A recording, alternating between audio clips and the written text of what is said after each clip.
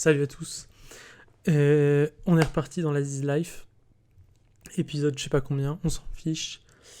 J'étais parti en vacances, je reviens, c'est reparti.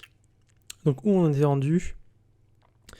Eh bien, aujourd'hui j'aimerais parler d'un sujet qui encore me tient à cœur. En fait, tous les sujets me tiennent à cœur. Ça va être la solitude. C'est un sentiment négatif dont je parle, qui est vraiment ce sentiment de ne pas se sentir compris, de ne pas se sentir avec des gens qui partagent la même émotion que toi, ou du moins, s'ils la partagent, ne la communiquent pas pour que vous compreniez que vous aviez la même sensation. Ce qui fait qu'au final, on s'identifie à peu de gens de manière très très concrète. Et c'est ça la résultante, c'est ce sentiment de s'identifier à peu de gens de manière très très concrète qui en fait la solitude. Je me sens seul, bizarrement, alors que je suis assez entouré des gens de partout, des gens de là où j'habite, là où j'habitais, des amis, des connaissances, etc., même des gens du boulot, etc. Mais la connexion est assez rare.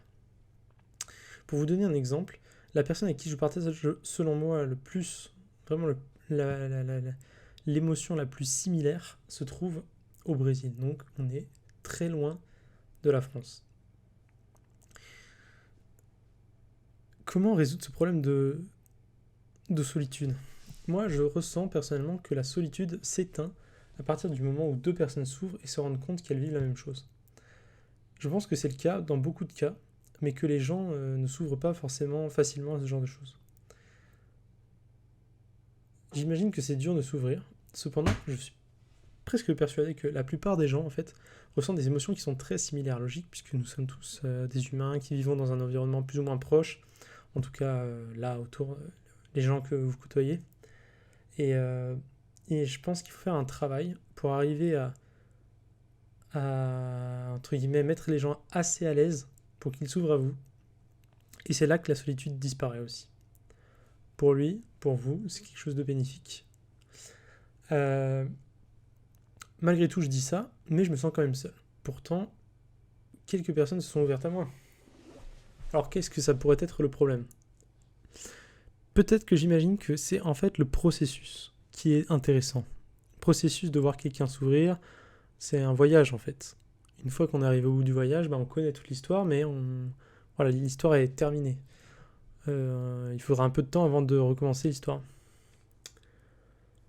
Et voilà, le sentiment de solitude, c'est peut-être qu'on s'attache au fait de découvrir les gens. Et que du coup, on devient insatiable vis-à-vis de cette émotion.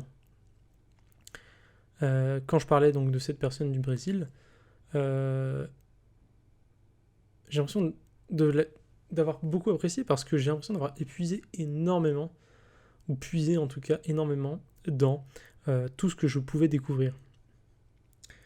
Donc je ne sais pas si c'est vraiment ce sentiment de l'aventure de découvrir quelqu'un, ou si c'est le fait de partager des choses en commun qui crée, enfin qui enlève la solitude. Mais voilà, j'ai quand même ces réflexions-là par rapport à ça. Je, je ne sais pas si les gens se sentent seuls de manière générale. Je pense qu'il y a des gens qui ne se sentent pas seuls.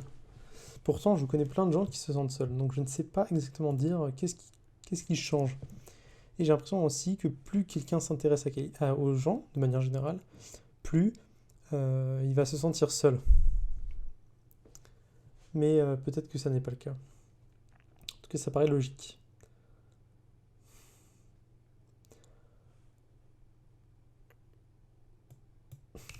Quoi dire sur la solitude?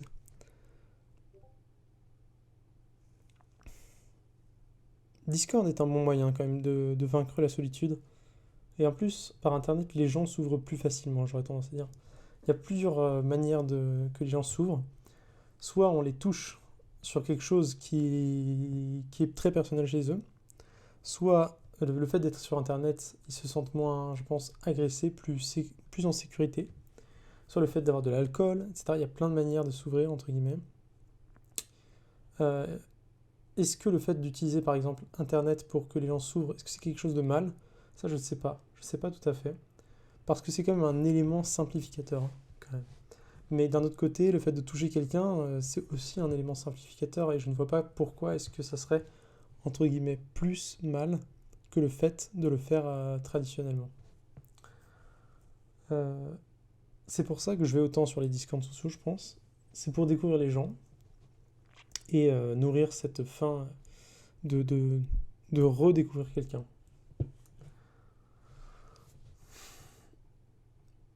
Voilà, je vais m'arrêter là.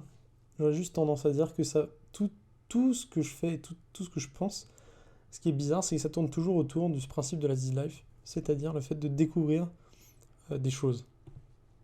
Et j'ai vraiment l'impression que toute ma vie tourne autour de ça. C'est quand même très étrange. Mais bon, je vous laisse là-dessus et on se dit à la prochaine.